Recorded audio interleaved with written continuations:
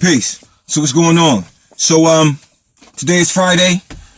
It's a holy day, and I always try to share a little build on the Friday on the holy day.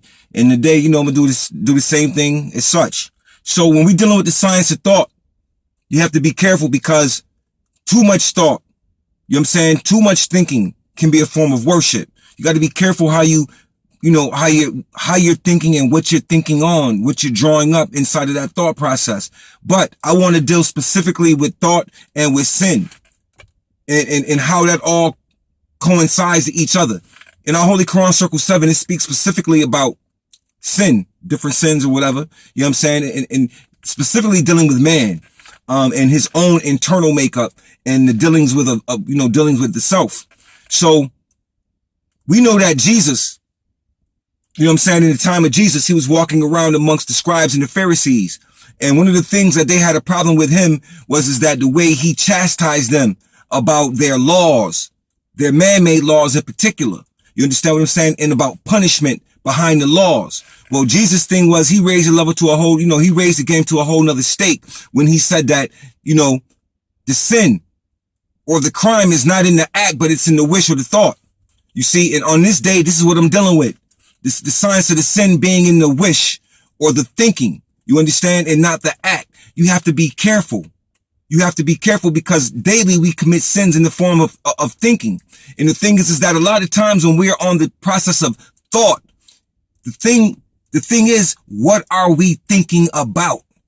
What is the thought leading to? Or who is it leading to? Or what is it leading up to? That's why on a holy day specifically, the only thinking you should be doing is on your creator, on the union between you and your creator. It should be like that every day. But on a holy day, specifically, that's what we should be doing.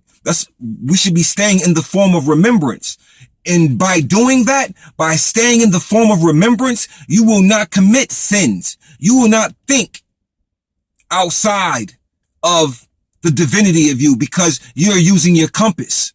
You're keeping certain things circumscribed within the bounds of righteousness, passions and desires. You understand what I'm saying? Because it is these passions and desires that lead us into an act that later on can cause us problems. You see what I mean? It's not what you do. It is what you're thinking. See, in order to do something, you have to think about it first.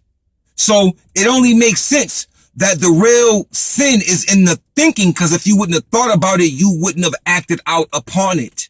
And that is where we are today. You understand what I'm saying? We are full of crazy thinking.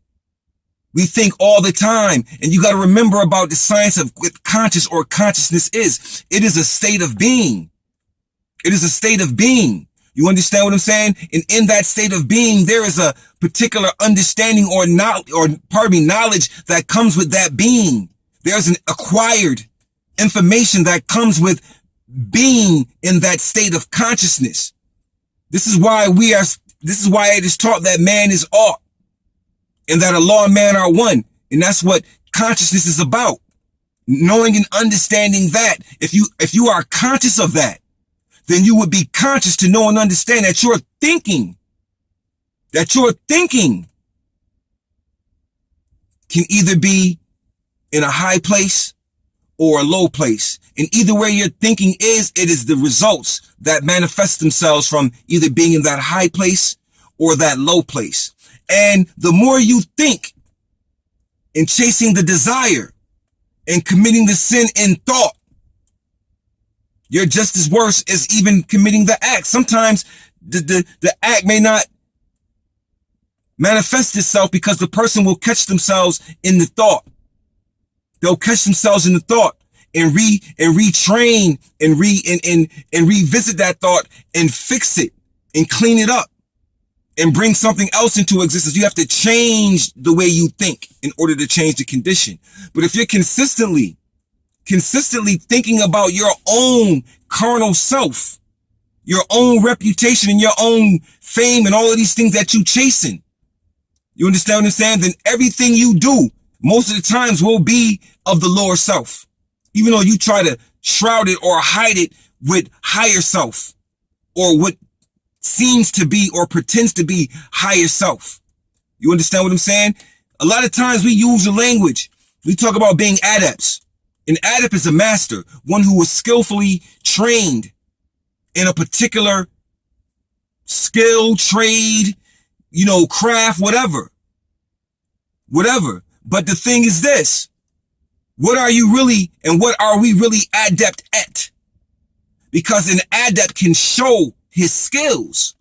You understand what I'm saying? He or she can show and teach and apply their adeptness. They don't have to say it. You can see it. In everything they do, you can see the higher understanding in things that they do and the things that they say and in the way that they develop and teach. You understand what I'm saying? And what happens is some of us tend to discredit or want to discredit those who tend to have an adept nature. You understand? And there are many of us who've never been through a chamber. And people ask, are we adepts? And we've never had adept chamber walkthroughs or anything. The reason why it may seem as such is because those people are students. They're continuously studying. They're A students. It's always about the study. It's always about the application. And therefore, when you are constantly surrounding yourself with that type of thinking, you can't commit sins. All your acts will be in accord to the higher self and all those things that breed justice, mercy, love, and right. So on this holy day,